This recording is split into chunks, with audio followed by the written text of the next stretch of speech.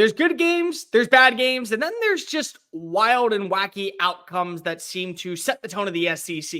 And that's exactly what I think many people will expect to see on Saturday afternoon when Arkansas takes on number 19 Ole Miss. Welcome on into SEC Unfiltered. He's Dave Shumate. I'm Cole Thompson. Breaking down everything that we will see between the Hogs and the Rebels at Razorback Stadium. Real quickly, make sure that you like the video, smash that ring notification, and of course, hit the subscribe button because this is your number one source for all things SEC moving forward. Download the podcast version of the show wherever you get your podcast listening systems. Follow Dave on Twitter at Mock10 Sports, me on Twitter at Mr. Cole Thompson. Make sure that also you follow us on Twitter, TikTok, Facebook, Instagram. We're everywhere, and we're going to be everywhere at SEC Unfiltered. And check out all of our great work found at secunfiltered.com. This preview is brought to you by our friends over at RHOBACK. Go to RHOBACK.com and use that promo code SECU for 20% off your first purchase. It is the end of the year. You want to be dressed the nine on game days. You got to get a new pullover. You got to get a new jacket. Whatever fits your bill, do so at RHOBACK.com. Promo code SECU, 20% off. Dave, this is one of those games to where even if Ole Miss was undefeated, I would have a little bit of nerves if I was down in Oxford. If I'm Arkansas, I'm feeling pretty good about this game because of the way I've played in the past, especially underneath Sam Pittman. But the one thing that I can expect in this matchup, and it is the only thing I can expect in this matchup, is to expect the unexpected for 4 quarters of nonstop smash mouth football. No, 100%. This is kind of I don't think it's a look-ahead game from the staff standpoint probably at Ole Miss, but potentially the players, but it should not be. I mean, our Ole Miss has not won in the city of Fayetteville since 2008 when I was looking it up before we did this preview. They have won in Little Rock, but overall, it's really in the state of Arkansas, not a lot of success. They went there every other year when it was the East-West division split up. You're right. This game's a little – it's not little. It's scary if you're Ole Miss because, I mean, your season comes down to these 2 games. Really. I mean, Arkansas this week, Georgia. You don't want to let kind of the pageantry, the opportunity, the chance of the Georgia game slip away before you even get to that week by dropping kind of a brunch mid-afternoon game to an Arkansas team that, again, offensively, I think Bobby Petrino was in his bag last week, called it one of his best games since he's been the OC at Arkansas this year. But I think defensively, I think even Arkansas fans will tell you, starting to do, and I talked about it preseason, this late November slide. And I get it. They don't have the depth some of these teams have, but still, it's kind of been, and I love him to death. Travis Williams worked with him at Auburn, worked with him at UCF, but it's kind of a thing he's been done this because this is what, 21, 2, 3, 4th years at DC. All 3 years prior to this, he's had a slide at both UCF and Arkansas in the month of November. So here we go. Month of November will be coming up. They get Ole Miss, Texas, depending what potentially Brady Cook last game of the year. Looks like he's going to be facing some pretty good offenses. So he will be challenged. That's my concern from Arkansas. From Ole Miss, Cole, we talk about, can they put together a complete game? Is this the week we see Ole Miss they get the run game going? Does Trey Harris look like he's on the mend, getting back to health? Overall, Ole Miss, you want to see a complete game. I do think this is definitely the second best offense Ole Miss has played. I think LSU's the best, and this is definitely the second best offense Ole Miss has played this year. So I'll be interested to see how they're tested. Again, what Taylor Green do we get? The one it's inconsistent at times, the one who has a very high ceiling. A lot of unknowns here. Ole Miss's offense, who do we get? Taylor Green, who do we get? Can Travis Williams' defense not have that November slide? Arkansas leads the series all-time 37-30-1. Lane Kiffin and Sam Pittman both have had their fair share of struggles and triumphs. Lane Kiffin 2-2 in the series. What's really interesting, Dave, is that when they've played at Fayetteville, it was a 33-21 victory for the Hogs in 2020. In 2022, it was a 42-27 victory. When they traveled to Oxford for Lane Kiffin, 52-51 in 2021, 27-20 last year. So it always is a close call whenever these two go to battle, especially underneath Lane Kiffin. Let's start off with Arkansas. They won last week. They won big last week, 58-25 against Mississippi State. I know I was the bold one to say that finally Mississippi State was going to turn the corner. Lo and behold, I was wrong this time. I didn't think that was a bad pick, honestly, Cole. I'm going to be wrong every once in a while. I was wrong last week. I was with Arkansas at one point throughout the year. I lost my momentum. Here's what I'm not going to lose. My stance on Taylor Green.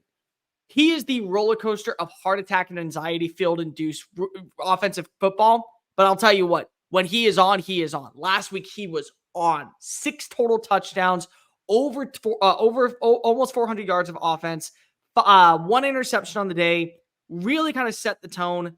They did everything that they wanted against Mississippi State. And I think that that's the sign that you look for when trying to talk about how to attack this team. Taylon Green threw for 314 yards. He had 3 different receivers finish with over 50 yards on the day, and they only had 4 catches or fewer. So the explosive plays are there. That is something that I think you're going to have to lean into if you are Arkansas in this game, because Ole Miss is coming into this matchup as one of the best run defenses in college football. Not in the SEC, in college football. They did allow 100 rushing yards to Oklahoma last week, but let's just also keep this a fair statement.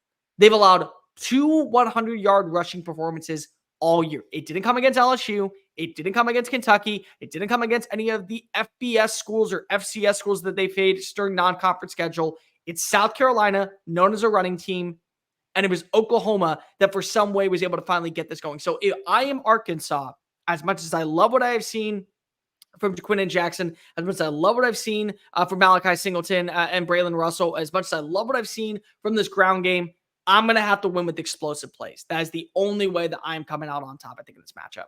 Yeah, and you're right, Cole. They hadn't been overly explosive. I mean, I love what Andrew Armstrong's been doing all year, but a lot of it's been at the short intermediate level. Isaac Tesla has been a guy they potentially could have some deep shots to. Tyron Broden. I mean, I loved how they mixed in Luke Haas last week. But again, Yes. You're right. How do they take the top off the defense? I think Taylon Green is a good quarterback, and I think he's got a high upside. He's going to develop into one of the better quarterbacks in the league at some point. It may not be this year, but you do see glimpses of it.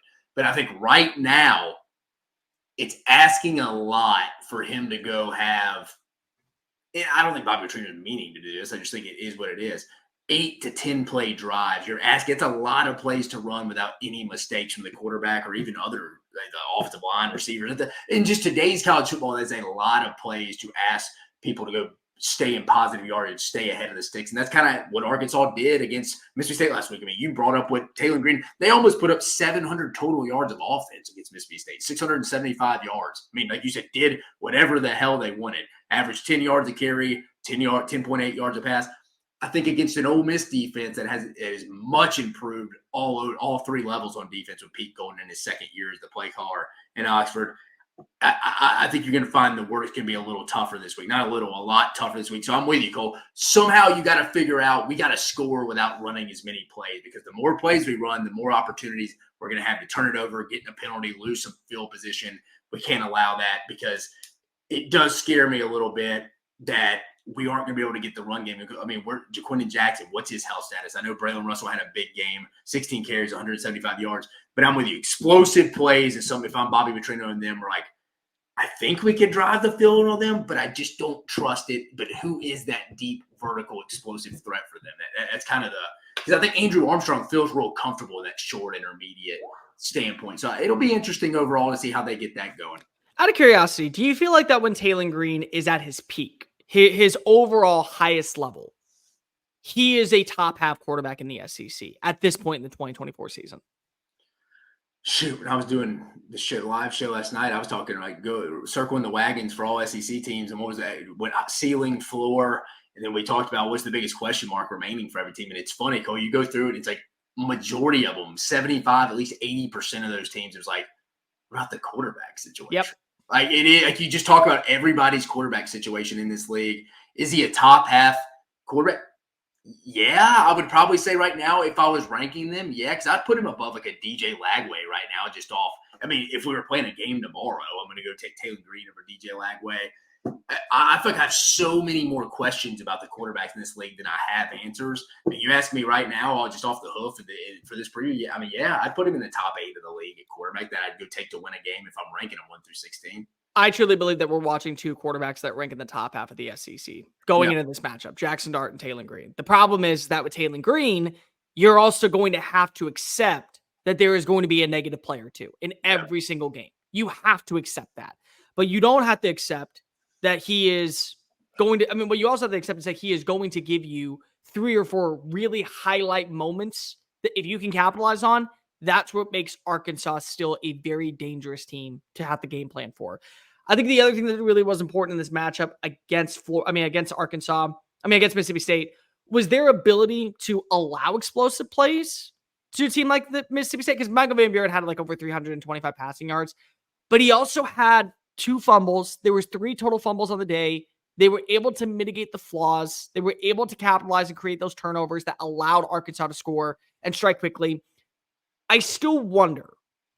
I have some questions when it comes to the secondary because of what you're going to be facing off against. Kevin Coleman had 100 receiving yards. Like 6 other receivers had like 30 yards on the day. This is one of the best passing groups in all of college football, not just in the SEC. When Trey Harris is out there, he is one of the most lethal targets in the conference. You also have to plan for Jordan Watkins. You also have to plan for Caden Priestcorn. You saw Micah Davis step on up last week with that big 24-yard gain for Jackson Dart. Caden Lee has really come on strong in place of an unhealthy Trey Harris. You still have Juice Walls in this offense.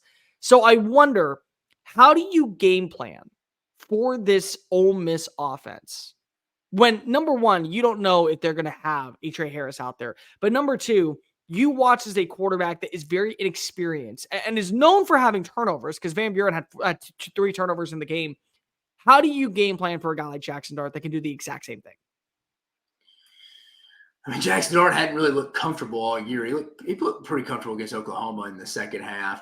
How do you game plan against Jackson Dart? I think he got his first starts with, and they haven't got it going this year, is taking away the run game and putting him in some critical situations like 3rd and long, 2nd and long, get him in even more negative plays, because he'll take some bad sacks. And I'll say this, I think Landon Jackson, a kid, is not being talked about enough this year. He's an improved player. Arkansas right now just isn't sexy enough to be talked about nationally, or even, like, I was listening to a show and they said rank your top 3 to 5 players in the SEC right now. And I was thinking, like, man, if you go back and watch Landon Jackson, like even Landon Jackson against Will Campbell 2 weeks ago, I know Arkansas lost, but he held his own. They were going back and forth battling. I think he's one of the best hand combat guys in the league. He's someone you would love to get on the edge against in a 2nd and long, 3rd and long situation against this Ole Miss offensive line that they're still trying to figure out. It's not as bad as Oklahoma's, but they're trying to figure out. And it's a big reason why they can't get the run game going. If Arkansas can win on first down that run game, put them in long situations. Jackson Dart is known to take some bad sacks himself. Lane Kiffin even said it in his press conference yesterday. Hey, not all those sacks against Oklahoma were were on the offensive line. Some of that was Jackson. He's addressed it. We know. So that would be my plan. Stop winning on first down, 2nd down, but even get them in 2nd, 3rd and long. Jackson Dart's been known to take some bad sacks and maybe even give you one every now and then. Had the run game was very depleted for Ole Miss against Oklahoma, only 2.2 yards. But at the same time, you talk about defense. Ole Miss's defense still is one of the best in the SEC, if not one of the best in college football. 10 sacks against Oklahoma's offensive line, 15 tackles for losses. Sertane Perkins was phenomenal in this game. Walter Nolan, Jared Ivey, JJ Pegues. They just have guys that are simply big-time bullies that take you into the back corner and beat you to oblivion. That's what Ole Miss has. And I think that's going to be a thing that benefits Pete Golding's defensive front play calling in this matchup. Because much like we talk about with Jackson Dart and his, what's the right word? Not inability to read defenses or his inability to know when to not take a bad sack, Taylon Green, if you put him underneath pressure, is going to make an errant play. And if somehow you get a defensive back, whether it be Yam Banks, whether it be Trey Amos, whether it be even a linebacker like Chris Pupal, one guy in the right location, that's going to lead to a turnover. This front seven for Ole Miss has been phenomenal all season long. And I don't know if we're giving enough credit to it because of the way that the offense has looked and how they've had to play some close calls and how the offense comes on strong, but what Trey Harris has done and what Caden Lee has done. But the ability of what we've seen from Ole Miss's defensive line against multiple teams, Kentucky, South Carolina, LSU, even when it came to tackles for losses, eliminating the run game. This is going to be, I think, an area to where if Ole Miss can set the tone early, you may not have to worry about Jackson Dart taking too many sacks. All you have to worry about is can Jackson Dart find his open receivers when the moments are critical to be able to capitalize and walk away with at least 3 points. Yeah, I think weather's something to take a fact in here. It doesn't look like it's going to be real. Usually this game, I think it's usually like a cold, frigid game, but it looks like it'll be, I'm looking at it now, 70. But it is going to be around 70, 75% of rain during that time. So do both teams lean on the run game there, though, and both run defenses have been solid this year. I will say this, though. LSU had their best run output against Arkansas a couple weeks ago, and LSU hadn't really been able to run on anyone. Mississippi State, Tennessee all kind of had their second best rushing performance. I think, in 4 out of 5 of Arkansas's conference games so far, I think the opposition's gone for 150 yards. Over 100. I think it's over 100. That's something like, is this the game Ole Miss gets the run game going? I mean, statistics say, hey, trends say, hey, yeah, so other teams have. Now, Arkansas did hold A&M to one of their lowest, who's been able to run the ball in a lot of people. So it goes both ways. So Ole Miss, I think, has got an opportunity here.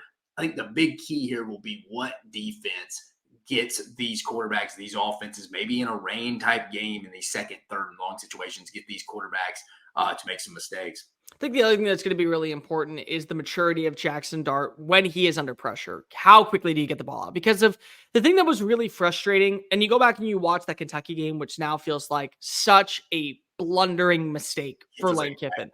It just feels like complete and total nightmare fuel. Like, thank God Halloween is coming up, because that is a horror movie of disaster. But the fact is that the play calling was very underwhelming, but Dart was underwhelming. And he took far too many pressures. He took far too many sacks for a guy that is mature enough to understand what he faces off against. Can you do that in this game in a road environment in what is a must-win out? Because I think a lot of people forget that Ole Miss at this point is not eliminated from the college football playoff. They can't afford a third loss, but they're not eliminated. And with the way that the resume would bode well in their favor, with a 3-point loss to LSU, a 3-point loss to Kentucky, and a win over probably a top 5 Georgia squad, that would be enough to put them in the college football postseason picture. But it all starts with your quarterback being the mature, vocal leader, the last dance type of energy that we had talked about throughout the offseason. And this is one of those games where in years past, even with Jackson Dart as your starting quarterback, even with a solid offensive personnel, even with a pretty overall decent ground game headlined by Quinshon Judkins, it always came down to the wire. Much like we put pressure on Quinn Ewers at Texas, it's year 3. It's at this point supposed to be fine-tuning the minor details and elevating the team status.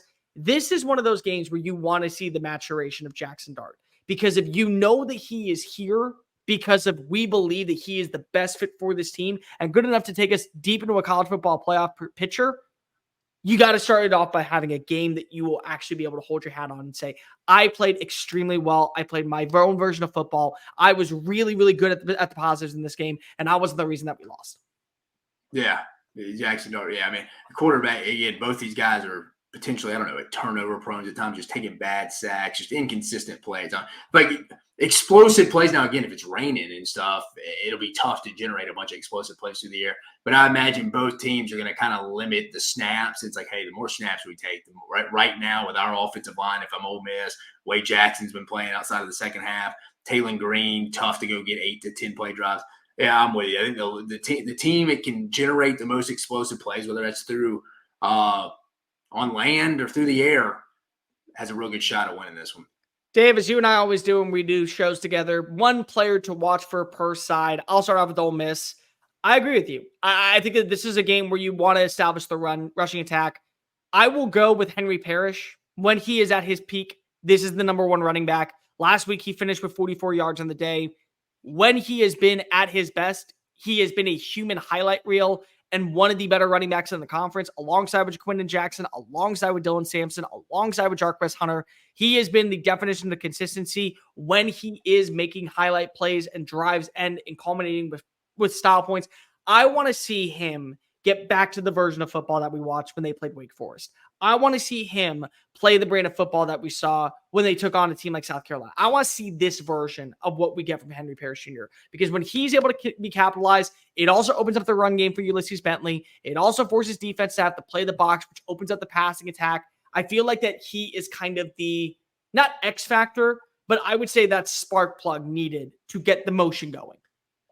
Yeah, I'm going to go randomly here. TJ Dottery, formerly known as TJ Bull Dudley, the Clemson transfer, was just okay last week against Oklahoma. I think the inside linebacker spot, his teammate right next to him used to be a Razorback, Chris Poop Hall, But I think the linebackers that are stopping this Arkansas run game, someone keying in on Taylor Green in the run game as well, is going to be key. Because I keep saying it. I mean, people listening, if you can't tell where you think, like, I think the key matchup's going to be, I think whoever stops the run, runs the football better is going to ultimately win this game. Obviously, outside of some crazy turnovers, special teams mistakes. But I think just in the core matchup, if we're just talking offense, defense, I think that's where it's going to be won. I think it starts at the second level for Ole Miss with TJ Daugherty.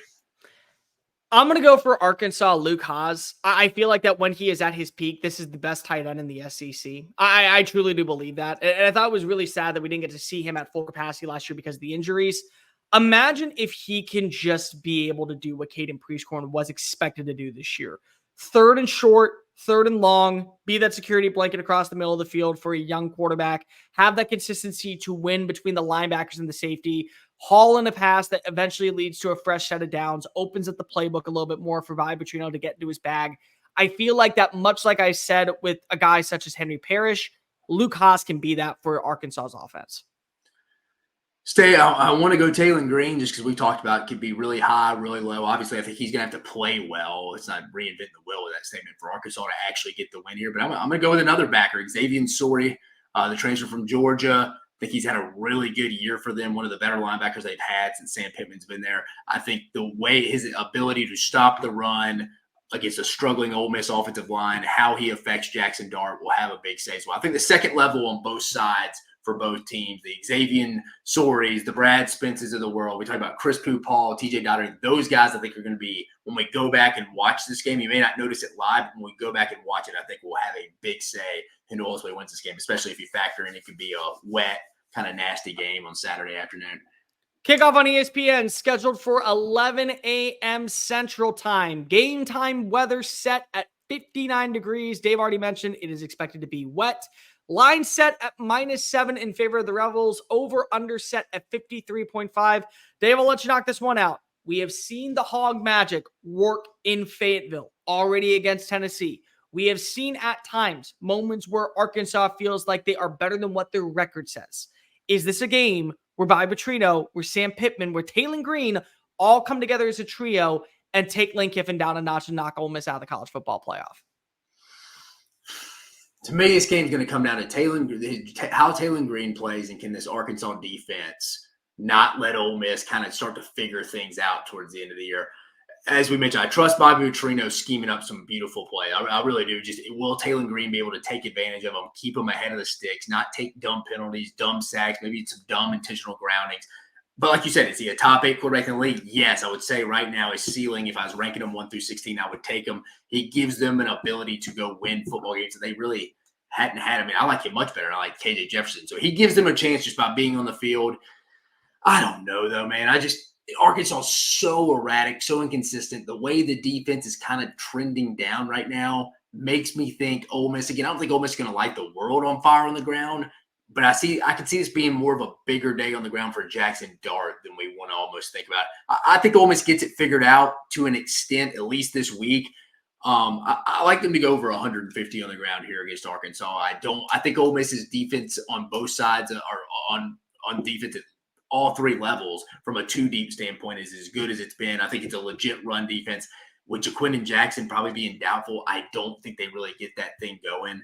I don't know. I just think Taylor Green, I think Ole Miss gets off to a hot start, gets up 10-0 real fast, and I think Arkansas is just trying to play catch up the whole time. I think Ole Miss probably leaves this game feeling pretty good about themselves. Ole Miss fans will be like, man, that's one of the more top to bottom. We didn't go just brutally dominate them across the board, but I think Ole Miss gets this win 28-17. I think it's one of their more impressive, complete games of the season. Because, I mean, outside of this, you've beaten Wake Forest, Kentucky, and Oklahoma would be the games. And South Carolina is definitely your best win. But even that was a game your defense had to carry you. And I think South Carolina helped you out by some early game decisions by Shane Beamer. But I think this is one Ole Miss fans can go, and Ole Miss, Lane Kiffin go hang their hat on. Give me Ole Miss 28-17, sets up a big matchup, essentially their season on the line next week in Oxford when Georgia comes to town. Not Kentucky when Oklahoma win. I think that's what you meant. Sorry.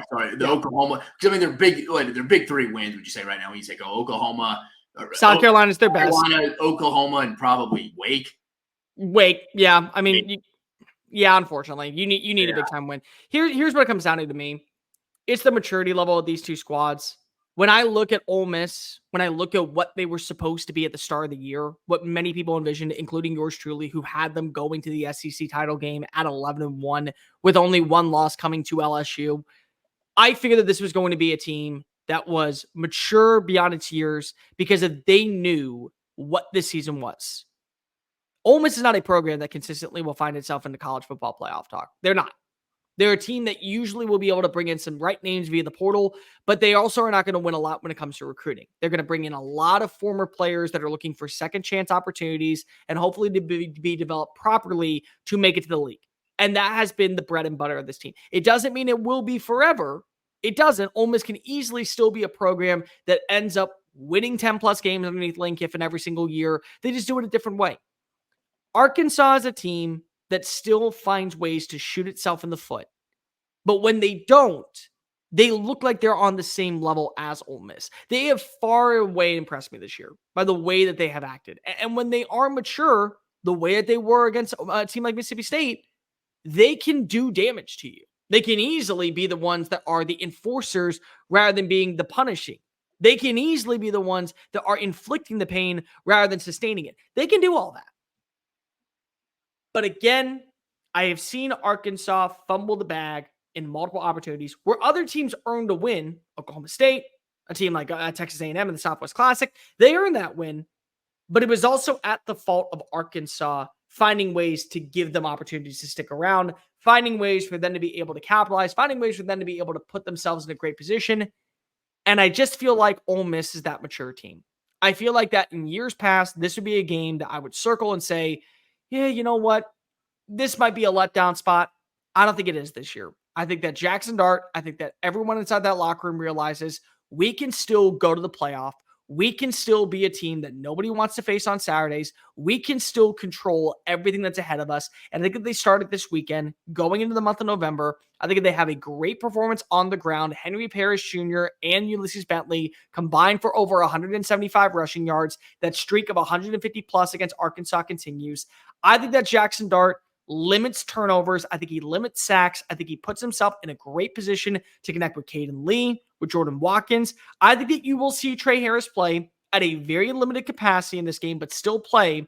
And ultimately, I'm going to go ahead and say that while this might be interesting in the first quarter, you watch as that maturity of Ole Miss kind of takes control. I'm going to go 30-20 final score. So we both agree that this is going to be this is going to be hitting on the -7. I'm not ready to say that the 53.5 is going to hit. I think that Ole Miss's defensive front, especially with not knowing the stats of Jaquindon Jackson, is going to hurt the offensive personnel and the play calling for Bobby Petrino. But I do think that this is going to be another game that we'll talk about as a mature win for Ole Miss, but with its trials and tribulations and, of course, the wacky craziness that has been this matchup over the last 4 years. Yeah, for sure. I mean, it's a state that Ole Miss has struggled in. As we all remember, Arkansas has been in the division, been in the SEC since 1992. So it's a place Ole Miss has not had a ton of success at. Again, have not won in the city of Fayetteville at Razorback Stadium since 2008. But I do think this is going to be a game Ole Miss feels really good about themselves. Because again, I mean, you talk about it. Arkansas is, like you always say about South Carolina, they're just one of those teams. I trust South Carolina's defense a lot more than I trust Arkansas. But on their better days, both those teams can beat anybody in this league. That's kind of the beauty of it, is that both of them can beat anybody in this league if they're not the ones with the self-inflicting wounds. And this is just one of those matchups that feels like, once again, self-inflicting wounds might tell the story. And it's probably going to tell the story more in favor of the Hogs than it will the Rebels. But do you agree with me and Dave? Does Ole Miss come out on top? Does Arkansas find a way to prevail? Who do you like in this matchup more? And ultimately, whose college football playoff dreams come to an end? Like, rate, review, subscribe. Follow us on the social channels, TikTok, Facebook, Instagram, Twitter, at SEC Unfiltered. Follow Dave at Mock 10 Sports, me at Mr. Cole Thompson. Download the podcast version of the show and check out all of our great work found at SECUnfiltered.com. For Dave Shumate, I'm Cole Thompson. Go Togs, hotty toddy, whatever you want to say. Just give us a damn good game. Peace.